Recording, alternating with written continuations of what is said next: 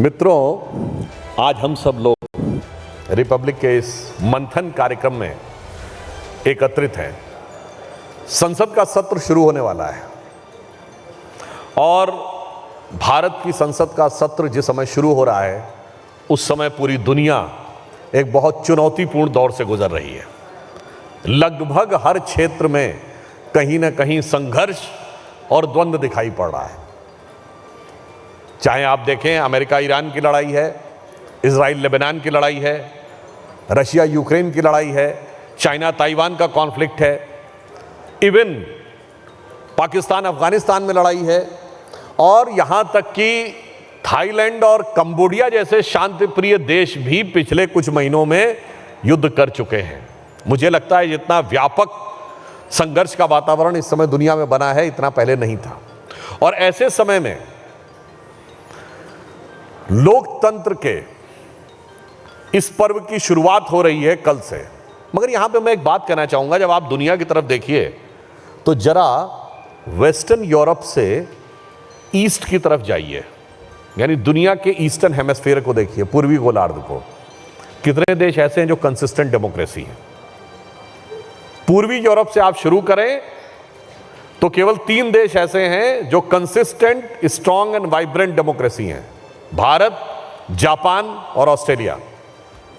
बाकी सब या तो डिक्टेटरल रिजीम है, या कम्युनिस्ट रिजीम है, या मिडिल ईस्ट की तरह राजशाही है, या अनस्टेबल डेमोक्रेसी है जो कभी डेमोक्रेसी रहती है कभी डिक्टेटरल रिजीम हो जाती है, जैसे पाकिस्तान, बांग्लादेश वगैरह। और इनमें अगर आप ऑस्ट्रेलिया और न्यूजीलैंड को प्रैक्टिकली यूरोप का एक्सटेंशन मान लें तो सिर्फ भारत और जापान बचते हैं। और जापान एक कॉन्स्टिट्यूशनल मोनार्की है, यानी संवैधानिक राजतंत्र है। वहां आज भी राजा है, भले ही उनको नोशनल पावर है। तो अगर आप उस ढंग से देखें तो पूरे पूर्वी गोलार्ध में, यानी eastern part of the globe, India is the only absolute democracy, consistent democracy, vibrant democracy. इसका अर्थ क्या हुआ? भारत का महत्व जानते क्या हुआ? अब दुनिया में डेमोक्रेसी के अंडर में कुल देखा जाए 33-34% पॉपुलेशन है, जिसमें 17% भारत है। इसका मतलब क्या हुआ? We are the defenders of democracy, not anybody else. जो हमारे एक नेता जाके बोल दिए थे ना, राहुल गांधी जी, मार्च 2023 में, कि why the America and Europe are not reacting over India, the so called defenders of democracy. तो डिफेंडर्स ऑफ डेमोक्रेसी हम हैं। दुनिया में अगर लोकतंत्र है तो भारत की वजह से है। और क्यों है लोकतंत्र? भारत की वजह से। जिस कारण से है उसी पर सर्वाधिक आक्षेप किया जाता है। ये हमारे अगल बगल के देश भी तो हमारे साथ ही अस्तित्व में आए, यहां डेमोक्रेसी क्यों नहीं रह पाई? इसलिए नहीं रह पाई क्योंकि भारत की जो संस्कृति है, भारत की जो परंपरा है, इसके अंदर लोकतंत्र की व्यवस्था रगों रगों में समाई हुई है। हम वो देश हैं, हम तो भगवानों में भी डेमोक्रेसी इतनी ज्यादा है, इतनी विविधता है। इन भगवान को पूजिए तो उन भगवान को भी पूज लीजिए। और देवी जी को पूजना है तो 9 रूप हैं, आप इस रूप को पूजिए अथवा उस रूप को पूजिए। शंकर जी को पूजना है तो अमरनाथ के रूप में पूजिए, या विश्वनाथ के रूप में पूजिए, या मल्लिकार्जुन जी के नाम पे पूजिए। अर्थात इतनी अधिक विविधता भारत में है। ये वो मूल कारण बताती है जिसकी की वजह से भारत में डेमोक्रेसी है। और मैं विनम्रता और दृढ़ता से पूछना चाहता हूं, अगर आप पूरी दुनिया में उठा के देखिए, सबसे कम डेमोक्रेटिक एलिमेंट की संभावना कहां पे होती है? धार्मिक विषय पे। जितने भी रिलीजियस टेक्स्ट हैं, कोई मजहबी विषय हो, कहा जाता ना, अरे अलग विचार तो छोड़ो, चू चपड़ नहीं करना है। जो कहा गया सिर्फ उसे सुन लेना है और जो सुन के मान लेना है। एक कहता है कि अगर तुमने उस पर कोई सवाल किया तो your soul will go to hell, और दूसरा कहता है सवाल किया और सर्तन से जुदा। मगर भारत वो कहता आओ डिस्कशन करो। वेदों में शास्त्रार्थ सिर्फ हमारे यहां है। मैं चुनौती से कहता हूं, रिलीजियस टेक्स्ट के ऊपर डिस्कशन दुनिया में कहीं नहीं है, किसी संस्कृति में नहीं है। और बैठो शास्त्रार्थ करो, और शास्त्रार्थ करने के बाद द्वैतवादियों का अलग मत है, द्वैतवादियों का अलग मत है, विशिष्टाद्वैत का अलग मत है, और सबको अपने मत को रखने की स्वतंत्रता है। और उस लोकतंत्र की या धर्म में विचार विमर्श की स्वतंत्रता की पराकाष्ठा क्या है, इसको भी मैं विनम्रता से कहना चाहता हूं। भारतीय संस्कृति का सबसे फेमस शास्त्रार्थ कौन सा है? आचार्य मंडन मिश्र और शंकराचार्य जी के बीच का। उन दोनों के बीच में जो शास्त्रार्थ हुआ, उसका जज कौन था? आचार्य मंडन मिश्र की पत्नी उभय भारती। मैं चुनौती के साथ कहता हूं, दुनिया में कोई धर्म बताइए जो पहले तो धार्मिक विषय के ऊपर डिस्कशन की अनुमति देता हो और डिस्कशन दो पुरुषों के बीच में हो रहा हो, जज बनने की पावर किसी महिला को देता हो। यानी हमारा लोकतंत्र किस तरीके से हमारे बीच में गुथा हुआ है, धरती से लेके और हमारी संस्कृति तक, ये अच्छे अच्छे लोगों को नहीं पता होगा। अब एक और बात आपसे कहूं, हमारे गांवों में, अब आप ये कहेंगे चलो ये तो धार्मिक था, प्रैक्टिकल कहां था? अब प्रैक्टिकल आपको बताते हैं। गांवों में पंचायत होती थी, सबको पता है, पंचायत वर्ड हमारे यहां बहुत कॉमन है। ये गांव में पंच ही क्यों होते थे? What is the logic behind the figure 5? आप ये कहेंगे ऑड नंबर रखना था ताकि in case of division of votes clear हो सके, तो 3 या 7 भी तो हो सकता था, 9 और 11 भी हो सकता था, 5 ही क्यों? 5 इसलिए कि 4 हमारे यहां वर्ण माने गए थे, चारों वर्णों का एक एक प्रतिनिधि बैठेगा। और 5वां कौन? उस गांव के आसपास के क्षेत्रों में रहने वाले वो वनवासी लोग जो टेक्निकली उस गांव का हिस्सा नहीं है, मगर आपके द्वारा लिए गए किसी भी निर्णय का प्रभाव उनके जीवन पर भी पड़ेगा। तो जिसे कहते हैं ना पर्यावरण और आसपास के लोगों के भी विचार को रखना, तो एक 5वां प्रतिनिधि उनका भी होता था। तब मिलाकर संख्या 5 होती थी। ये पंचायत का कॉन्सेप्ट वहां से आया है। मुझे लगता है इससे ज्यादा उदारता और इससे ज्यादा इंक्लूसिव अप्रोच कहीं पर भी नहीं हो सकती थी। अब एक और बात आप देखिए, इन सारी चीजों के बाद भी ज्यों-ज्यों भारत का विकास हुआ, आपने देखा होगा दुनिया के दूसरे देशों में जब भी लड़ाइयां होती थी तो तलवार की पावर एब्सोल्यूट होती थी। भारत में ऐसा नहीं था।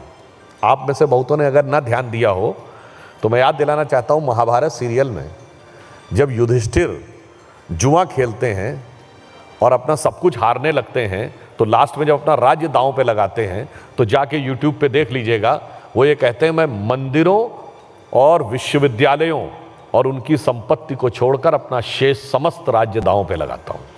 इसका अर्थ क्या हुआ? There was an autonomy. Autonomy किस बात की थी?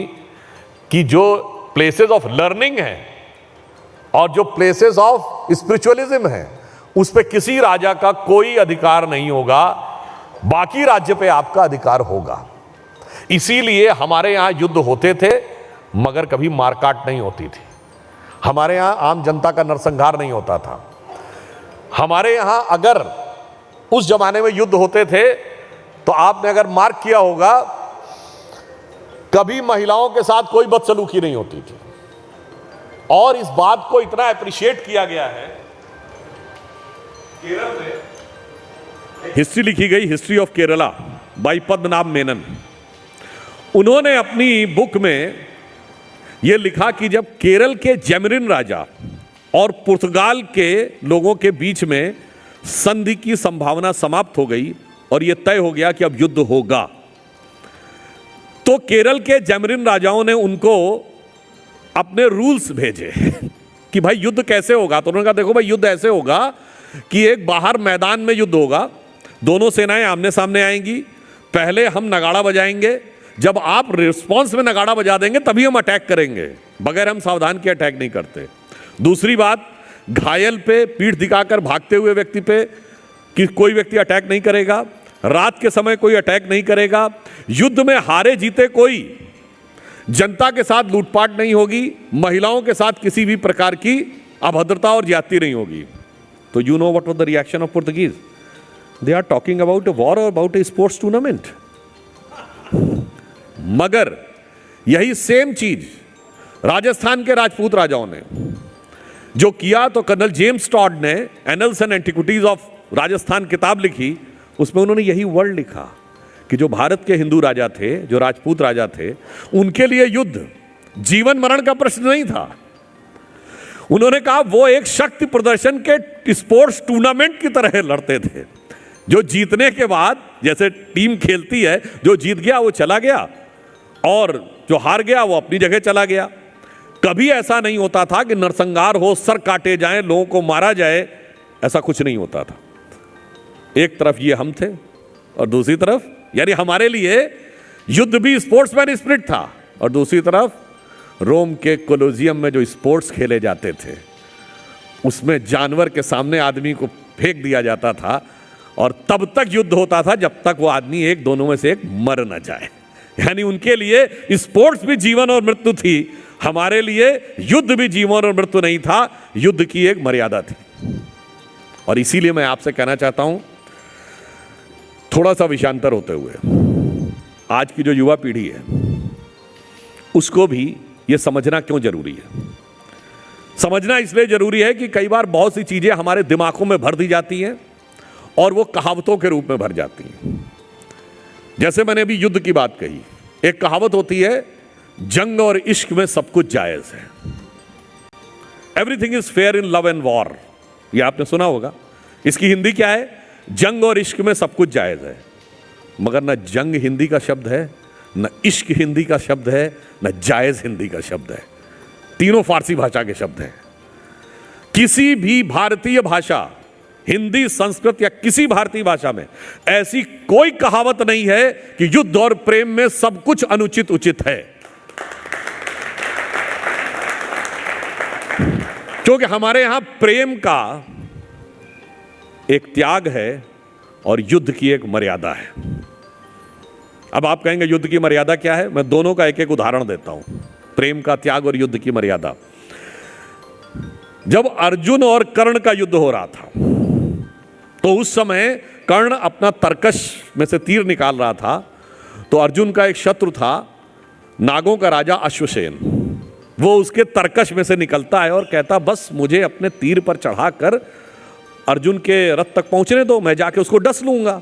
मेरा भी दुश्मन और तेरा भी दुश्मन, मेरा भी काम पूरा हो जाएगा, तेरा भी काम पूरा हो जाएगा। तो कर्ण क्या कहता है? नहीं, मैं ऐसा नहीं कर सकता, क्योंकि ये तो मर्यादा के विरुद्ध है। वो ये कहता, अर्जुन है मेरा शत्रु, किंतु वह सर्प नहीं नर ही तो है।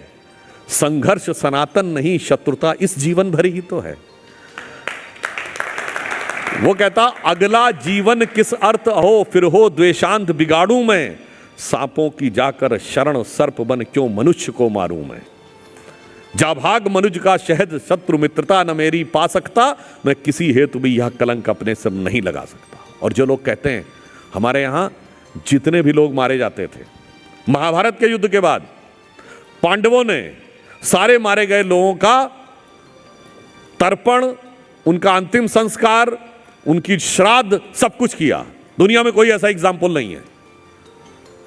यह थी युद्ध की मर्यादा। और इसीलिए अब आप कहेंगे युद्ध की मर्यादा तब थी, आज इंडिया ने चाहे ढाका जीता या पाकिस्तान में इंटर किया, ह्यूमन राइट्स वायलेशन का कोई उदाहरण नहीं आया इंडियन आर्मी के द्वारा।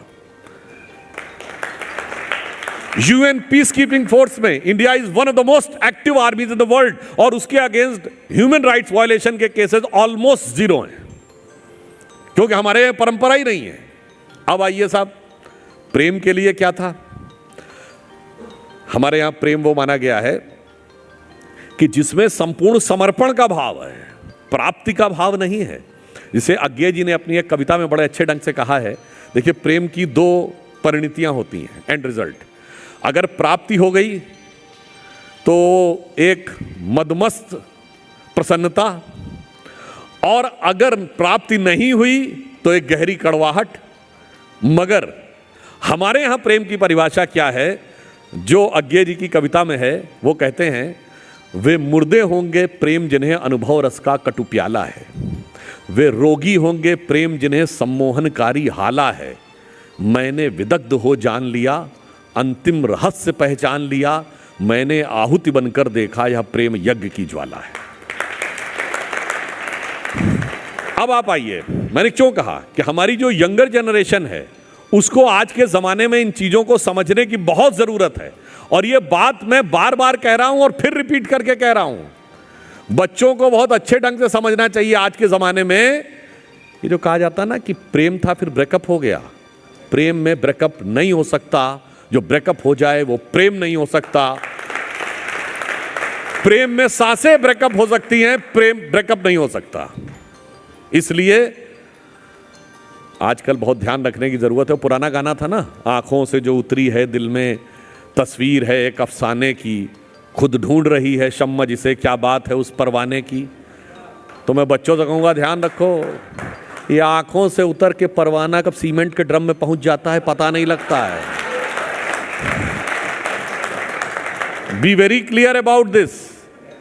और जिसे वसीम बरेलवी साहब का एक शेर है कि वो कहते हैं, माना मुझे अपना हाल बयां करना नहीं आता, तुझे भी तो उसे एहसास करना नहीं आता। माना मुझे अपना हाल बयां करना नहीं आता, तुझे भी तो उसे एहसास करना नहीं आता। वो दिन गए जब मोहब्बत हुआ करती थी जान की बाजी, अब कोई बिछड़ जाए तो कोई मर नहीं जाता। अब मर नहीं जाता वहां तक तो ठीक है, अब तो मार के काट के टुकड़े में करके सूटकेस से बंद कर देता है।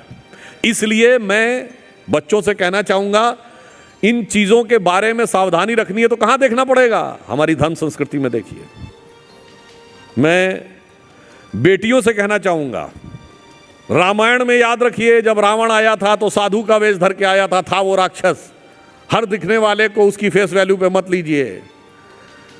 तो मैं एक लाइन में कहूंगा कि बिटिया इस संसार में संभल के चलियो जाए, ना जाने किस भेष में कब रावण मिल जाए। मगर मैं बेटों से भी कहना चाहूंगा, बच्चों से, कि लड़के भी ये मत सोचें कि हम इतने इमोशनल थोड़ी होते हैं, हम तो स्मार्ट हैं, हम तो मैनेज कर लेंगे। भाई साहब ऐसी ऐसी जगह जाके फंस रहे हैं आजकल कि भागने का रास्ता नहीं मिल रहा है।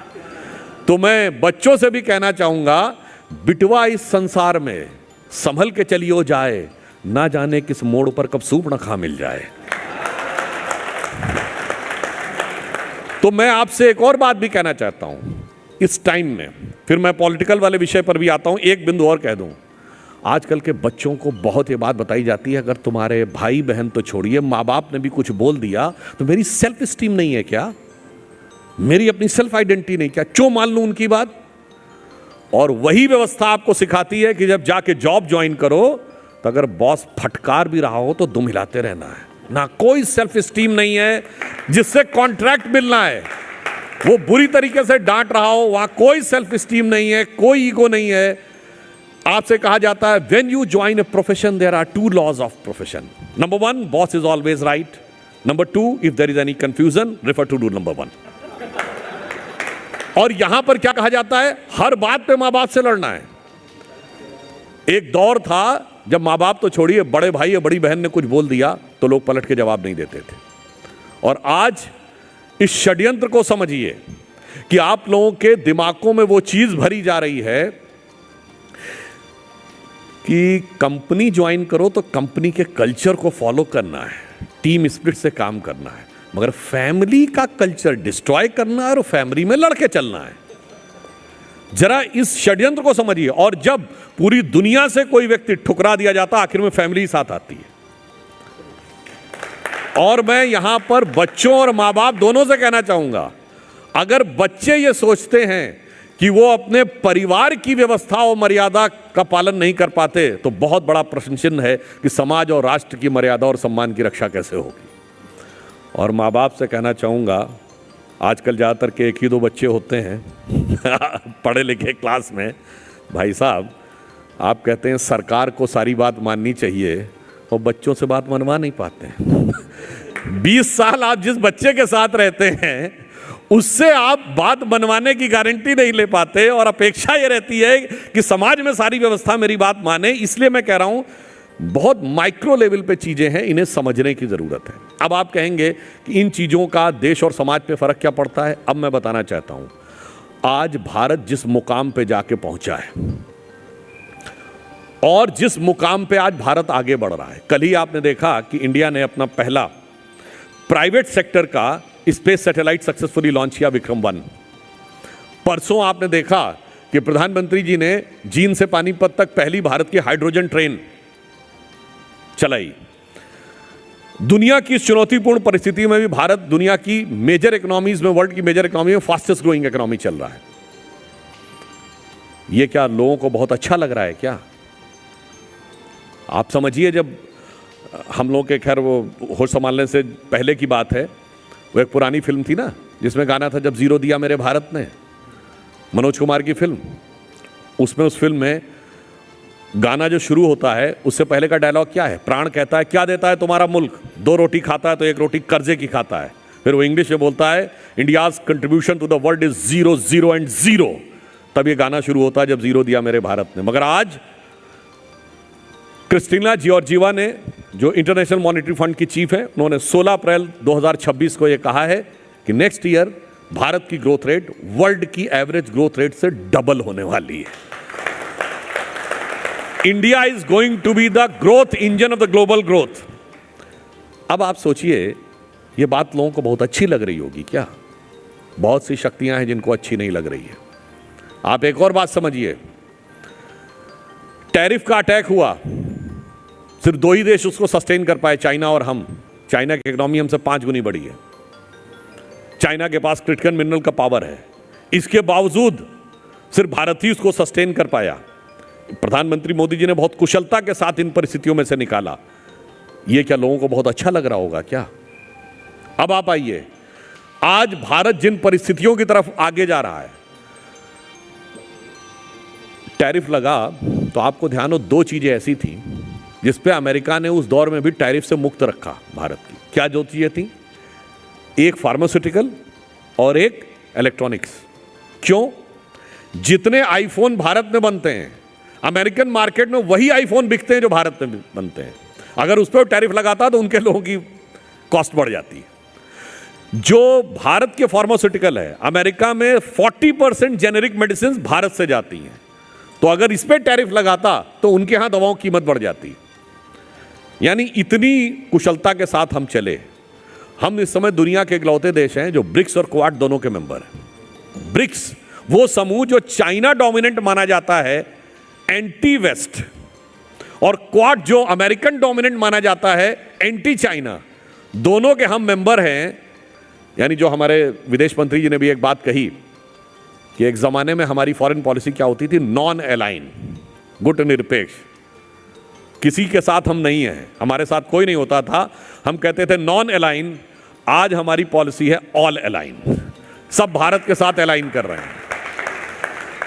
आपको लग रहा है कि ये लोगों को बहुत अच्छा लग रहा होगा। अभी वर्ल्ड एआई समिट हुई थी दिल्ली में, आपने देखा कि गूगल के सीईओ ने कहा कि $19.5 बिलियन का इन्वेस्टमेंट विशाखापत्तनम में हो रहा है।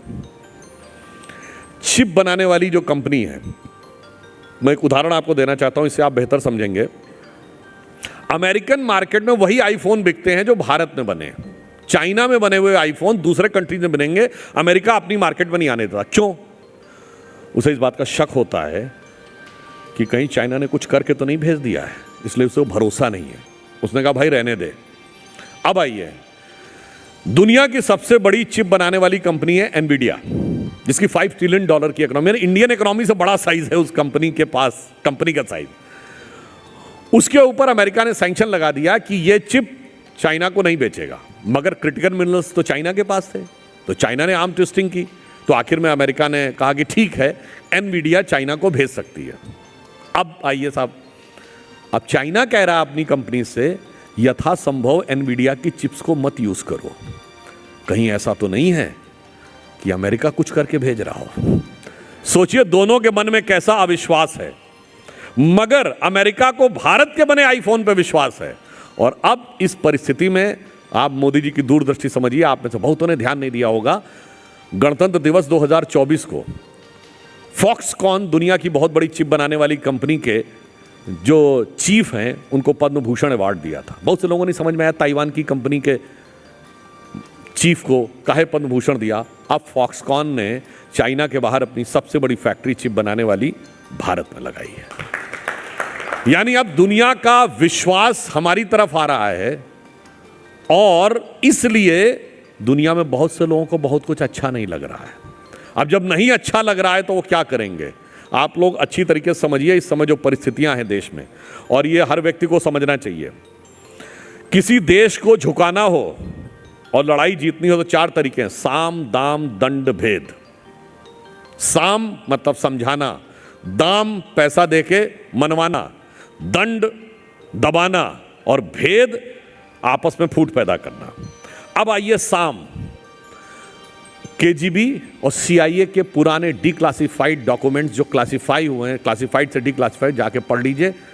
दशकों तक हमारी लीडरशिप को समझा के रखा गया साम कि परमाणु विस्फोट नहीं करना है, इकोनॉमिक ग्रोथ नहीं करना है, प्राइवेटाइजेशन नहीं करना है। भारत की तो ग्रोथ रेट 2% रहेगी, 1.8 और 2% हिंदू ग्रोथ रेट, बस उसी में पड़ा रहना। 50, 60, 70, 80 के दशक तक हम वहीं पड़े रहे। मगर अब जो सरकार है उसमें साम नहीं चल रहा है। अब आइए दाम। आईएमएफ का पैकेज, वर्ल्ड बैंक का पैकेज, कोई अब जरूरत नहीं भारत को। और फिर मैं किसी का नाम लेके वो नहीं करना चाहता, हमारे तमाम पिछले दशकों की सरकारों के नेताओं और प्रधानमंत्रियों तक के नाम लिखे हुए हैं जिनके बारे में यह आरोप है तथ्यात्मक आधार पर, उन आर्काइव्स के आधार पर, कि पैसा तक आता था सरकार के लोगों के पास, दाम तब भी था। मतलब I am talking about Mitrokhin's archive, KGB in the world part 2, Yuri Bezmenov के संस्मरण से लेके सीआईए का जो इन कन्वर्सेशन विद ए क्रो से लेके वोल्कर रिपोर्ट तक। अब दाम भी नहीं चल रहा है। अगला क्या है? दंड। टैरिफ का दंड लगाया, नहीं झुके, हम तो निकल गए। अटल जी की सरकार आई, पोखरण विस्फोट के बाद सैंक्शंस का दंड लगाया, नहीं झुके, निकल गए। अब जब साम, दाम, दंड तीनों नहीं काम किए हैं तो अगला क्या है? भेद। और वो भेद कैसे होगा? भारत के अंदर भेद पैदा करने का एक व्यापक षड्यंत्र चल रहा है। भेद 4 प्रकार से: क्षेत्र पे लड़ाओ, राज्य पे लड़ाओ, भाषा पे लड़ाओ, और जात पे लड़ाओ। क्षेत्र में आप देखिए, भारत सरकार के एक पूर्व वित्त मंत्री ये बोले हैं कि अगर नॉर्थ नहीं होता तो साउथ बहुत डेवलप कर गया होता। कर्नाटक के फाइनेंस मिनिस्टर डीके सुरेश साहब एक पत्रकार को इंटरव्यू देते हुए कहते हैं कि साउथ टैक्स ज्यादा देता है और नॉर्थ कम देता है, इसलिए साउथ के टैक्स पे नॉर्थ वाले आनंद कर रहे हैं। तो पत्रकार कहता है तो क्या आपको अलग होना चाहिए? हाँ, हम अलग होने की सोच सकते हैं। अभी तेलंगाना के चीफ मिनिस्टर ने बोला है कि हम सिर्फ टैक्स देके दिल्ली को सैल्यूट करते रहेंगे। ऐसा कैसे चलेगा? आप याद करिए, तमिलनाडु के एक मंत्री ने बोला कि बीजेपी सिर्फ गोमूत्र के राज्यों में जीत सकती है। तो आप उत्तर भारत और दक्षिण के बीच में एक वैमनस्य पैदा करने का प्रयास कर रहे हैं। अब आप आइए राज्यों के बीच में। तमिलनाडु के एक मंत्री ने बोला डीएमके सरकार में, हम किसी काम को छोटा बड़ा नहीं मानते, पर उसने कहा यूपी बिहार वाले लोग टॉयलेट साफ करने आते हैं। तो तेलंगाना के सीएम ने बोला बिहार वालों का डीएनए ऐसा है और हमारा डीएनए ऐसा है। ये क्या है भाई? ये राज्यों को लेकर आपस में लड़ाई की बात। अब आइए भाषा को। तमिल और हिंदी का विवाद आपने सुना होगा, पर तमिल और कन्नड़ का विवाद पिछले ही 4-5 साल में सुना हो। हिंदी और कन्नड़ का विवाद। उत्तर भारतीय और मराठियों के बीच में विवाद होता था, पर मराठी भाषा और हिंदी भाषा में विवाद नहीं होता था। मराठी की तो स्क्रिप्ट भी सेम है, लिपि भी वही है, पढ़ने में भी आ जाती है, कोई पढ़ने में समस्या नहीं होती है। प्रमोद महाजन जी की डेथ हुई थी, मैं वहां गया तो पोस्टर लिखा हुआ था, मुझे पढ़ने में समझ में आ गया, युति ना लाडांका नेतांचे भावपूर्ण श्रद्धांजलि, यानी युति के लाडले नेता को भावपूर्ण श्रद्धांजलि पढ़ने में आ रहा था। फिर भी भाषा। बंगाल में परिस्थिति न बदली होती तो हिंदी और बांग्ला की भी लड़ाई हो गई थी। अब देखिए, क्षेत्र, राज्य, भाषा, अब इसके बाद जात पे लड़ाओ, अगड़े पिछड़े को लड़ाओ, सामान्य और अनुसूचित को लड़ाओ। आखिरी प्रयास है भारत को रोकने का। इसलिए हर भारतवासी को बहुत सावधान और समझ के रहने की जरूरत है। और इसके लिए बस एक ही बात ध्यान रखने की जरूरत है कि हम कभी नहीं भी हारे हैं दुश्मन के छल छंदों से, हम तो सदा ही हारे हैं अपने घर के जयचंदों से। बहुत सावधानी से रहने की जरूरत है। और मैं ये भी कह रहा हूं, जो लोग इस नैरेटिव को आगे बढ़ा रहे हैं, ऐसा नहीं कि उनको ये पता भी है कि वो ये कर रहे हैं, वो मोहरे हैं। बहुतों को तो पता भी नहीं कि वो किस बड़ी ताकत के मोहरे बन के खड़े हुए हैं। इसलिए आज जब भारत एक नई दिशा में आगे बढ़ता हुआ दिखाई पड़ रहा है, हमारे सामने संभावनाओं के अपार द्वार दिखाई पड़ रहे हैं, और उस समय बहुत सी चीजें ऐसी आ रही हैं जो अलग अलग रूप धर के आ रही हैं, जिसमें मैं अभी आपके कार्यक्रम देख रहा था थोड़ी देर पहले। अब आजकल एक और रूप धर के आया है, राम मंदिर का विषय। निश्चित रूप से राम मंदिर के अंदर जो कुछ हुआ है वो कष्ट देने वाला है, पीड़ा देने वाला है, और करोड़ों हिंदुओं के लिए और लाखों कारसेवकों के लिए हृदय को विदीर्ण करने वाला है। मैं स्वयं एक राम भक्त कारसेवक के रूप में उस पीड़ा का अनुभव कर सकता हूं। मगर मैं याद दिलाना चाहता हूं, कौन इनमें से कब था? मैं तो इतना बड़ा बालक था। 9 अक्टूबर 1984 को लखनऊ के बेगम हसन महल पार्क में पहली रैली हुई, तब तक ताला नहीं खुला था। इनमें से किसी को नारा भी नहीं याद होगा, तब नारा यह था, लोकतंत्र की देखो शान, बंदी बने हुए भगवान। मैं उसमें भी गया था। अप्रैल 1987 में अयोध्या में रैली हुई मंदिर निर्माण संकल्प को लेकर, ताला खुलने के बाद मैं उसमें भी गया था। पूछो इनमें से किसी को ध्यान है कि स्टेज पे कौन कौन बैठा था? मुझे आज तक याद है कि राजमाता सिंधिया ने क्या बोला था, रज्जू भैया जी ने क्या बोला था, महंत नृत्य गोपाल दास जी ने क्या बोला था, परमहंस रामचंद्र दास जी ने क्या बोला था, महंत वैद्यनाथ जी ने कौन सा गीत गवाया था, और इवन मुख्तार अब्बास नकवी ने क्या बोला था, वो भी मुझे याद है। 9 नवंबर 1989 शिलान्यास हुआ। हमने हॉस्टल में शिलान्यास भी कराया था, और 2019 में मैंने पोस्ट भी किया था जिस दिन जजमेंट आया। 4 अप्रैल 1991 दिल्ली में बोट क्लब पर रैली हुई थी। इतनी विशाल रैली हुई थी कि सरकार ने पहली बार कहा 5 लाख की गैदरिंग मानी सरकार ने। वीएचपी ने कहा, विश्व हिंदू परिषद ने 20 लाख। 200 लोग मंच पे थे, 40 देशों के प्रतिनिधि बुलाए गए थे। दिल्ली पुलिस ने ऑफिशियल वक्तव्य जारी करके धन्यवाद ज्ञापित किया था विश्व हिंदू परिषद और संघ के स्वयंसेवकों को कि उन्होंने सहयोग किया ट्रैफिक को नियंत्रित करने में, वरना मुश्किल होता। मुझे याद है रितंबरा जी ने उस समय जो गीत गवाया था, जैसे अभी योगी जी ने बोला था ना कि राम तो भारत की आत्मा है, तो उन्होंने बड़ा अच्छा, उन्होंने अपने स्पीच के दौरान जो एक गीत गवाया था, उन्होंने कहा, भारत के हैं राम आत्मा, प्राणों से भी प्यारा है, गली गली में मात भवानी का गूंजा जयकारा है, कहो गर्व से हम हिंदू हैं, भीड़ कहती थी हिंदुस्तान हमारा है। और गोलियां चलने के बाद हम लोगों ने एक नारा दिया था, याद होगा हमारी जनरेशन वालों को और हमसे बड़े लोगों को, कि जिस हिंदू का खून न खौला, खून नहीं वो पानी है, और जन्मभूमि के काम न आए वो बेकार जवानी है। आज जो कुछ हुआ है, मैं करुणा से कहना चाहूँगा, हर हिंदू का हृदय है टूटा। आज आंख में पानी है, पर हर दोषी को सजा मिलेगी जिसने की बेईमानी है। मगर जिनका खून नहीं खौला था, खून नहीं वो पानी है, वही भक्ति का स्वांग रचाते। ये भक्ति नहीं शैतानी है। और यहां मैं एक टेक्निकल पॉइंट भी आप लोगों को क्लियर कर दूं। ये बार बार इस प्रकार की जो बात कही जाती है, चढ़ावा चोरी, चढ़ावा चोरी जैसी कोई चीज नहीं हुई है। चढ़ावा चोरी ये कहते हैं आपने मंदिर में चढ़ाया और वो भगवान को चढ़ाने से पहले रख लिया गया। मंदिर गर्भगृह में कोई चीज कहीं नहीं रखी गई है। वो सारी चीजें जो अंदर गई, उसके बाद वो जो एक अलग स्थान था जहां पर उसकी काउंटिंग होनी थी, वो भी मैं आपको टेक्निकल प्रक्रिया बता देता हूं, जहां पर जिसको लेकर ये कह रहे हैं। तो जब आप उसके अंदर हुंडी में डालते हैं तो नोट जो होते हैं वो ज़्यादातर मुड़े तोड़े होते हैं, क्योंकि आदमी मोड़ के ही डालता, बहुत कम लोग ऐसे सीधे डालते हैं। तो वहां पे बैंक के कर्मचारी थे, बैंक ने ही कुछ एक एजेंसी हायर की हुई थी। हाँ, ये बात सही है कि जिस समय कुंभ मेले के दौरान बहुत ज़्यादा लोग आ गए, तो वो बैंक ने ही कुछ उन लोगों को भी इंक्लूड कर लिया था जो यहां से जुड़े हुए थे, मगर वो टेक्निकली बैंक की उस एजेंसी के पेरोल पर थे, वो राम मंदिर के पेरोल पर नहीं थे वो लोग। अब उनका काम ये था कि जो नोट आते हैं उनकी 2 गड्डियां बनाना, एक 10, 20 और 50 की, क्योंकि सब मुड़े हुए ना, उनको ऐसे रखना, और एक 100, 200 और 500 की। फिर वो स्कैनर में डाल दी जाती थी, और स्कैनिंग मशीन अपने आप 10 की गड्डी अलग, 20 की गड्डी अलग और 50 की गड्डी अलग और 100, 200 और 500 की गड्डी बना देती थी। वो जो मोड़ कर रखने वाला काम था, उसमें कुछ लोगों ने गड़बड़ किया, यानी जिनका काम नोटों को सीधा करके रखना था, उसमें कुछ लोगों ने गड़बड़ किया, वो चीजें सीसीटीवी में पकड़ में आई, और जब ये लगा कि ये ज्यादा व्यापक स्तर पर है तब उसकी एफआईआर करवाई गई।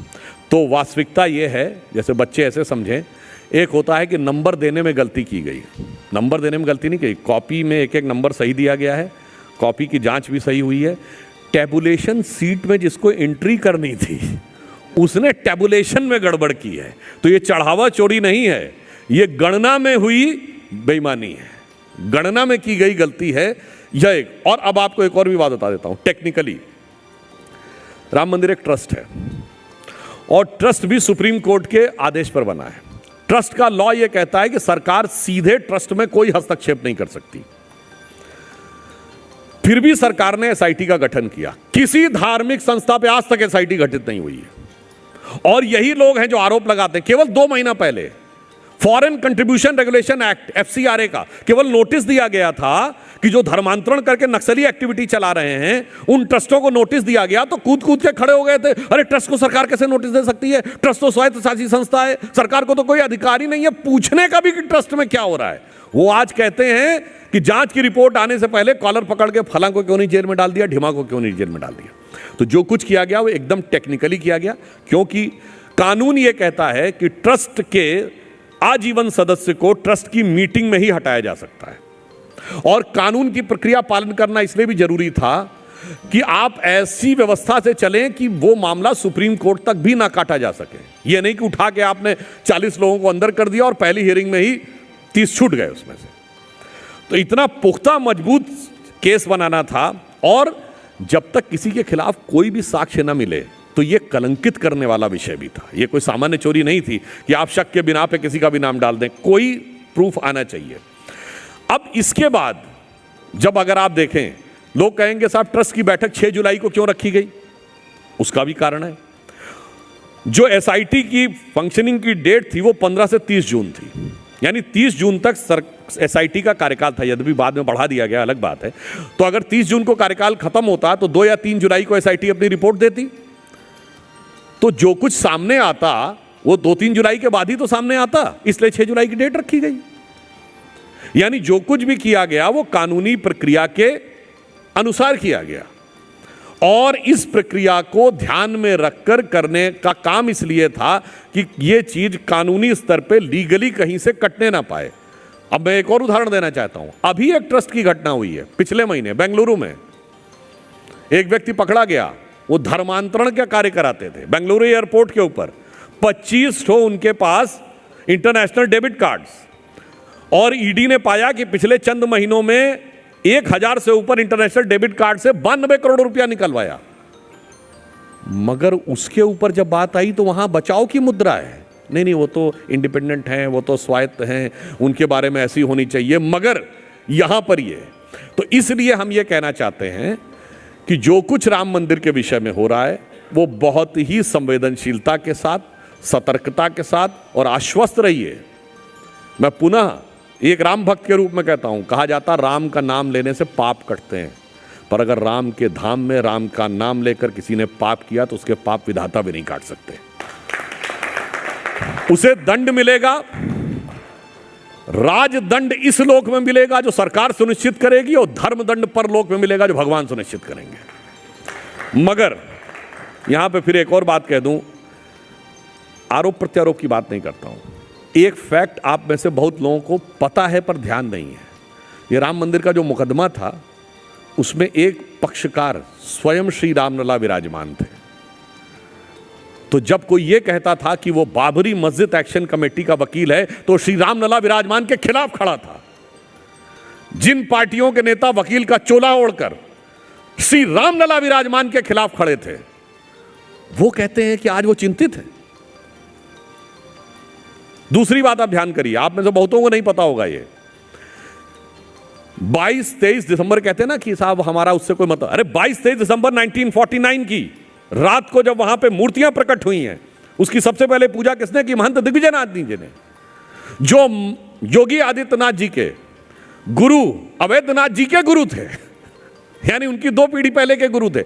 हमारा कनेक्शन तब से, और आप में से बहुतों को नहीं पता होगा ये बात, कि मुस्लिम पक्ष 12 साल तक पैरोकारी नहीं था, पार्टी नहीं बना उसमें। सुन्नी सेंट्रल वक्फ बोर्ड 1961 दिसंबर में बना पार्टी। क्यों नहीं बना?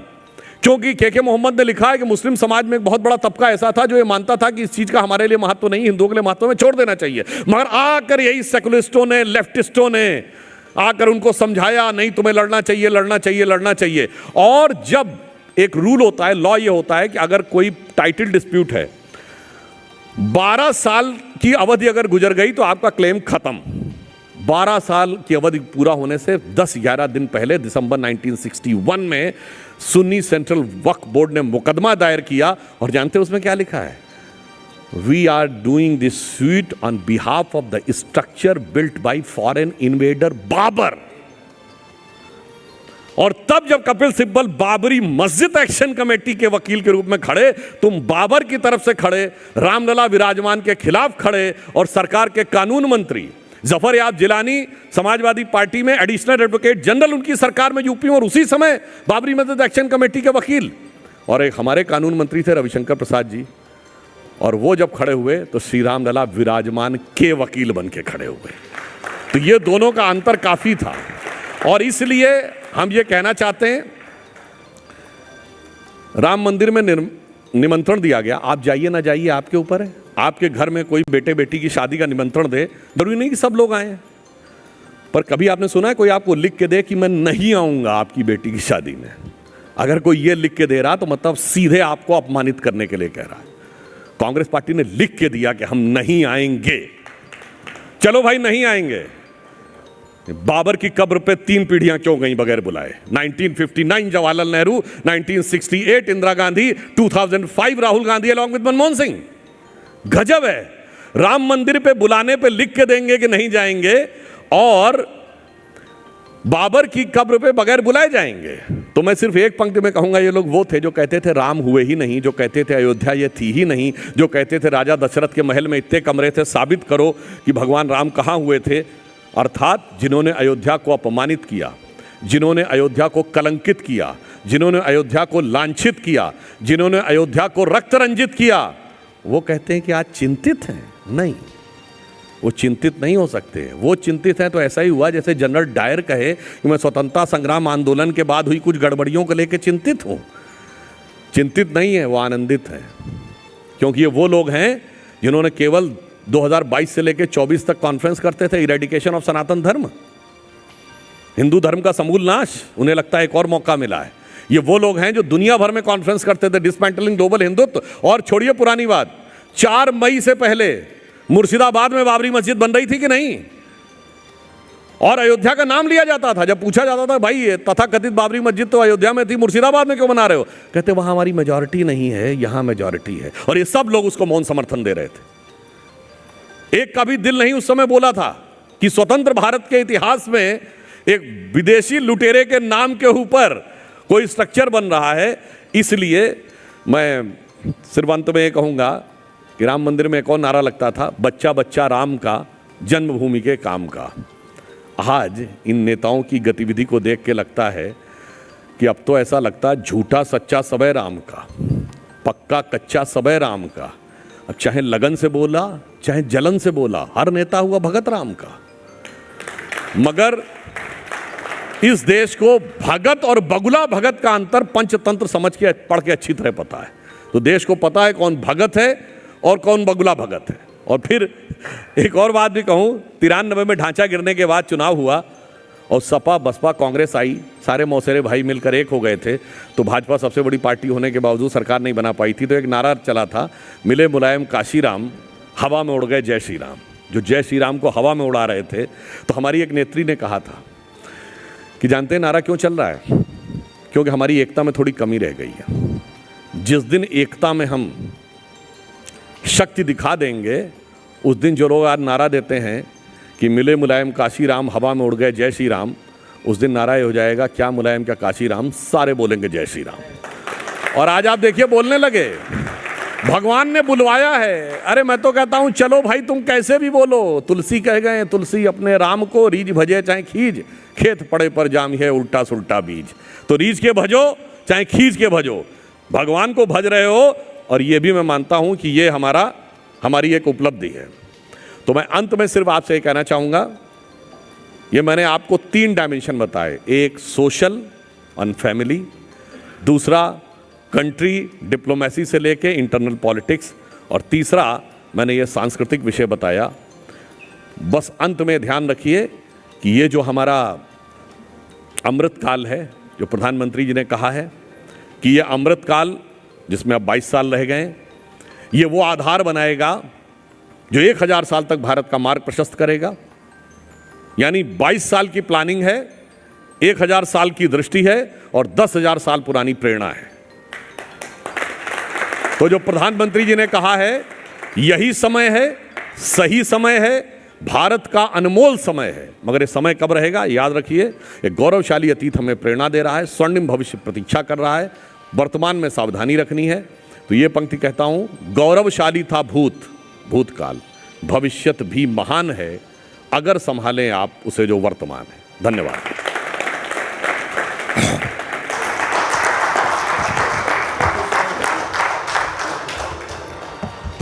बहुत बहुत धन्यवाद सुधांशु जी, आपने अपने विचार रखे।